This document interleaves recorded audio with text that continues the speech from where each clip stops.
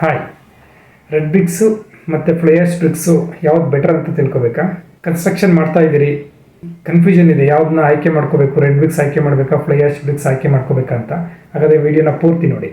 So ಈ ವಿಡಿಯೋದಲ್ಲಿ around ನಾವು ಒಂದು 4 ಪಾಯಿಂಟ್ನ ಡಿಸ್ಕಸ್ ಮಾಡೋಣ. ಮೊದಲನೇದಾಗಿ ಸ್ಟ್ರೆಂತ್. ಸೊ ಯೂಶ್ವಲಾಗಿ red bricks strength 3 to 4 mega pascal ಇರುತ್ತೆ.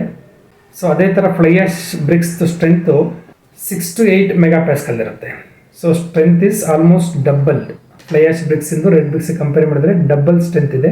ಸೊ ಎರಡನೇದು ಕಾಸ್ಟ್.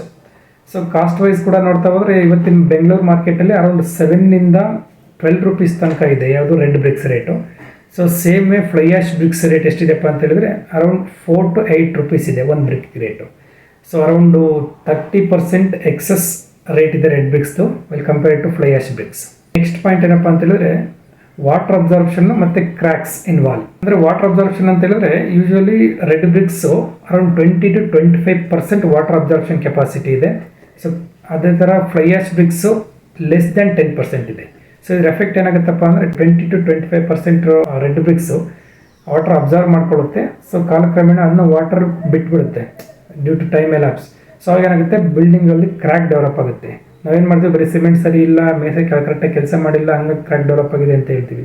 ಬಟ್ ಇದು ಕೂಡ ಒಂದು ರೀಸನ್ನು ಕ್ರ್ಯಾಕ್ ಡೆವಲಪ್ ಆಗಲಿಕ್ಕೆ. ಸೊ ಇಲ್ಲೂ ಕೂಡ ಅರೌಂಡ್ 10% ಅಬ್ಸರ್ವೇಷನ್, ಲೆಸ್ ದ್ಯಾನ್ 10% ಇರೋದನ್ನ it will give good results in future days for wall cracks. So less wall cracks you can expect. Next environmental friendly. So ಯಾವುದಪ್ಪ best environmental friendly ಅಂತ ಹೇಳಿದ್ರೆ, ನಾವು ಒಂದು red BRICS manufacture ಮಾಡಬೇಕು ಅಂತ ಹೇಳಿದ್ರೆ ಸೌದೆ ತರಬೇಕು, ಕಾಡು ಕಡಿಬೇಕು, ಅದನ್ನ ತಗೊಬಂದು ಸೌದೆಯಲ್ಲಿ ಹೀಟ್ ಮಾಡಬೇಕು. ಹೀಟ್ ಮಾಡಿದಾಗ ಏನಾಗುತ್ತೆ, ಕಾರ್ಬನ್ ಡೈಆಕ್ಸೈಡ್ ಜಾಸ್ತಿ ರಿಲೀಸ್ ಆಗುತ್ತೆ. It is not feel environmental friendly.